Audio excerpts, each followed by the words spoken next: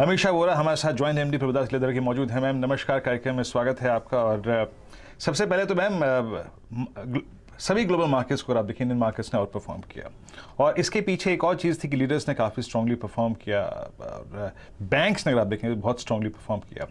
अभी हर किसी पिछले 4-5 सेशन से टर्बुलेंस है मैम, एंड स्पेशली पूरी हमारी जो अर्निंग्स है, ये क्वार्टरली अर्निंग्स आप देख ही चुकी हैं। आपको ये अर्निंग सीजन लगा कैसा, और उसके बाद क्या अब बाजार में थोड़ा सा प्रॉफिट बुकिंग का जो माहौल है बन सकता है, यहाँ से थोड़ा सा डाउन साइड खुल सकता है? आपकी अप्रोच क्या है मार्केट्स पे? देखिए, जिस तरह से ग्लोबल पूरा वेदर जियोपॉलिटिकल बोलो या तो liquidity related and inflation related जो माहौल है वो देखकर, और उसके सामने इंडिया का जो स्ट्रेंथ है डोमेस्टिक इकोनॉमी का एंड जो clean balance sheets of banks का एंड पीएलआई स्कीम, ऐसे हम ऐड करते ही जाएंगे कि इंडिया का स्ट्रेंथ क्यों है। पर जब ये दोनों चीजें आमने सामने हैं कि globally we are heading towards a recession and domestically we are doing very well, मुझे लगता है, मेरा व्यू कभी से है कि मार्केट रेंज बाउंड रहेगा। जैसे काफी टाइम तक पहले रेंज लग रही थी 15,500 से 18,500, अभी मुझे पूछे तो 16,500 से 19,500, ऐसी एक रेंज काफी टाइम तक रहेगी जब तक हम ये दोनों फैक्टर्स के बीच में है। एंड एज अ स्ट्रेटेजी आप देखोगे तो when you go closer to the higher range, वहां पर एक थोड़ा सा प्रेशर बिल्ड होता जाएगा। रिजल्ट सीजन के बारे में आप जो पूछ रहे हैं, मेरा ऐसा मानना है कि result season has been reasonably very good, particularly of course banks results were very good. और मुझे फिर भी ऐसा लगता है कि बैंक्स के जो निम आए हैं वो पीक निम है, यहां से निम बढ़ नहीं पाएंगे, थोड़े से नेट इंटरेस्ट मार्जिन जो बोलते हैं वो थोड़े यहां से कम होंगे, बट फिर भी एसेट क्वालिटी अच्छी है, क्रेडिट ग्रोथ अच्छा है, वैल्यूएशन इतना स्ट्रांग नहीं है। तो BFSI is a segment, and within that banks, and within that slightly more from trading perspective PSU banks will continue to do well, I feel. आगे अगर चले तो बाकी हर एक इंडस्ट्री में ग्रोथ टॉप लाइन पे आया, पर मार्जिन पे प्रेशर आ गया कॉस्ट पुश के रहते हुए। वो अगर आप 2 क्वार्टर 3 क्वार्टर आगे देखेंगे तो वो सब सबसाइड हो जाएगा and we will go back to our normal margins, which according to me will give a lot of strength to the numbers and to the results in next year. On and on, I feel कि very stock specific अभी भी पैसा बनाने का chance मिलता रहेगा and markets will be range bound. Range bound. एक बार जरा 3 PM मूव देखिए, जरा निफ्टी और बैंक निफ्टी इंट्राडे लेकर आइए। निफ्टी ने ज़बरदस्त मूव दिखाया है, एकदम से 17,980 से मूव 50 पॉइंट का इस समय स्विंग निफ्टी ने आपको दिया है। और बैंक निफ्टी पे जो आशीष चतुर्मोहता जी कह रहे थे कि एक 41,650 की स्विंग पॉसिबल है, देखिए हर्षदा वहीं एग्जैक्टली अब हम आ गए हैं 41,600 इस समय। ये कुछ नहीं है, ये सिर्फ थर्सडे का 3 PM फैक्टर है। हर थर्सडे को प्ले आउट होता है ये, मतलब मोस्ट थर्सडेज को प्ले आउट होता है, और ये वापस इस थर्सडे को प्ले आउट हो रहा है। और जरा स्टॉक लेकर आइए HDFC बैंक, सिर्फ और सिर्फ HDFC बैंक इंट्राडे ज़बरदस्त मूव। और एक बार वापस कंट्रीब्यूशन प्लेट लेकर आते हैं निफ्टी बैंक की। HDFC बैंक का ज़बरदस्त मूव देखिए, 1% ऊपर इस समय निफ्टी बैंक पे कंट्रीब्यूशन। 20 पॉइंट का जो कंट्रीब्यूशन HDFC बैंक दिखा रहा था और 40 पॉइंट के करीब कोटक दिखा रहा था, मेरे ख्याल से अब HDFC बैंक का कंट्रीब्यूशन कहीं ज़्यादा होगा। 87 पॉइंट का कंट्रीब्यूशन, 20 पॉइंट अपसाइड पे दिखा रहा था, 87 पॉइंट पे पहुंच गया। ये 70 पॉइंट का ऑलमोस्ट इजाफा आ गया सिर्फ 3 बजे के बाद। ये है वो 3 PM मूव जो इस समय ज़बरदस्त प्ले आउट हो रहा है बैंक निफ्टी में। आशीष से रिविजिट करेंगे जरा बैंक निफ्टी को, लेकिन एक बार अमित शाह जी गुड आफ्टरनून।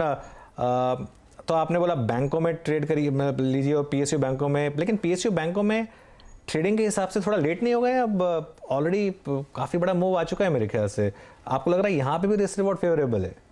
हाँ, अच्छा मूव आ गया है, I totally agree to you, but मेरे हिसाब से ये सिर्फ चालू हुआ है। अभी भी most of the PSU banks, of course SBI is far superior, but rest all are below one time book, and asset quality is definitely much better. और आगे चल के जो टाइम है उसमें लायबिलिटी क्रिएशन भी इक्वली इंपॉर्टेंट हो जाएगा एसेट क्रिएशन से ज्यादा, क्योंकि fixed deposit garnering will be important, और उसमें मुझे लगता है PSU banks will have reasonably good command because of the strength and confidence that they depict. और इसीलिए मुझे लगता है कि अभी भी कोई 0.6 प्राइस टू बुक है, कोई 0.7 प्राइस टू बुक है, वहां से 0.9 भी हो गया तो it is almost 30% plus kind of a return, and वो मुझे पॉसिबिलिटी डेफिनेटली लग रही है। तो तगड़े रिटर्न्स की उम्मीद। इनफैक्ट आज एक बड़ा मूव तो हीरो मोटो जैसे स्टॉक ने भी दिखाया है, जो इनफैक्ट आपको याद होगा नंबर्स, या तो मंथली नंबर्स की बात करें या फिर आपके क्वार्टरली परफॉर्मेंस की बात करें, एक अंडर परफॉर्मर था। अमीषा जी, ये जो कोर रूरल मार्केट को एड्रेस करने वाली कंपनियां हैं, मिसाल के तौर पर आपका हीरो जैसा काउंटर, इतने करेक्शन के बाद क्या एक अपॉर्चुनिटी है खरीदारी की? कल हम दिनशा ईरानी से भी बात कर रहे थे, उन्होंने कहा था इवेंचुअली देखिए प्रीमियम सेगमेंट की खरीदारी आगे मास मार्केट्स तक पहुंचती हुई दिखाई देगी, क्योंकि एक पॉजिटिव मॉनसून का फायदा हमारे हाथ जरूर लगेगा। क्या आप बैंक कर रही हैं उस पर? क्या हीरो एक बाय है? देखिए, मानसून वाज गुड, बट जिस तरह से थोड़ा आउट ऑफ मानसून, जैसे कि बोलते हैं कि लेट मानसून भी आ गए, तो काफी नुकसान भी हुआ है वापस एग्री इकोनॉमी को। And I would say that this कभी कभी एक बाउंस आ जाता है जब एकदम लो लेवल्स आ जाते हैं, तो हीरो में कहीं पर ऐसा हो रहा है। Rural economy has still to show us good traction, and I think sometime ये फेस्टिव सीजन में भी इतना स्ट्रॉन्ग रिस्पॉन्स रूरल इकोनॉमी से नहीं आया जितना अभी भी अर्बन एंड सेमी अर्बन से रहा है। तो वो हमें अभी भी देखना है कि how first quarter of next year and second quarter pans out. I would still keep a little cautious stance.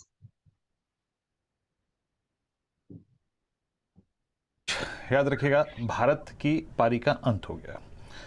और अनुज, आप एक कह सकते हैं बात कि आज जो हार्दिक पांड्या ने पारी खेली है, जीत हार चलती रहती है, ये पारी नहीं जीत हार, आखिरी बॉल में वो हिट विकेट जीत हार नहीं चलती रहती है। हाँ, जीतना जरूरी होता है। ये जीत हार चलती रहती है, मैं ख्याल से नहीं बोलना चाहिए। हाँ लेकिन मतलब पारी बहुत जबरदस्त नहीं, हाँ ये पारी जबरदस्त खेली। वो आखिरी बॉल में हिट विकेट आउट हो गए, but I think good score 168 169 का चेस, गुड स्कोर। हाँ लेकिन बटलर अगर चल गए, बटलर और हेल्स, अच्छा इंग्लैंड में नंबर 11 तक बैटिंग करते हैं वो, जो उनका नंबर 11 प्लेयर है आदिल रशीद, उसने भी सेंचुरी मारी हुई है। तो एक सैम कुरैन, सबके सब 11 के 11 वो हैं, उनकी डेप्थ बहुत है। तो देखते हैं अर्शदीप, भुवनेश्वर, शमी, इन सब पर कितने भारी पड़ते हैं, लेकिन हाँ उन्हीं के जिम्मे हाँ ये थोड़ा सा। लेकिन देखिए इनिंग्स ऑब्वियसली 2 हाफ्स में डिवाइड है। फर्स्ट हाफ थोड़ा खराब खेले हम, क्या थोड़ा विकेट का थोड़ा वो रहा हुआ, इंग्लैंड ने अच्छी बॉलिंग की। सेकंड हाफ में हार्दिक ने जबरदस्त बैटिंग की है। अब कितना वो पहले हाफ की जो हमने स्लो बैटिंग की है उसका कितना इंपैक्ट आएगा, क्योंकि ये 20 ओवर का मैच है अल्टीमेटली, लास्ट के 10 ओवर का नहीं है सिर्फ, तो ये देखना होगा। लेकिन हाँ स्कोर कंपेटिटिव तो है। जो 15 मिनट पहले लग रहा था कि हम कितना बना पाएंगे, 140 145 पे जाके अटक जाएंगे, उसके मुकाबले 170 तक जाना तो कंपेटिटिव तो है। अब यहाँ पर अब बॉलर्स के ऊपर है। जी 170 169 का अगर आप देखें टारगेट दिया गया है। खैर अच्छी बात है। लास्ट अगर आप देखें करीब 8 ओवर्स में एक स्ट्रॉन्ग रिकवरी थी। और अब अगर आप निफ्टी को भी देखें, जैसे कि उन्होंने मेंशन कर रहे थे कि थोड़ा सा यहाँ पुल बैक आया है, एंड स्पेशली बैंक निफ्टी की इस रिकवरी में थैंक्स टू HDFC बैंक। आपकी स्क्रीन पर आप देखें HDFC बैंक में स्ट्रॉन्ग रिकवरी रही। लेकिन एक दो ट्रेड्स अगर आप देखें और जोड़ेंगे यहाँ पर, और जिसे कहते हैं हम BTST ट्रेड्स, मोमेंटम कॉल्स। एक बार जरा डाउ जोन्स फ्यूचर्स लेके आइएगा।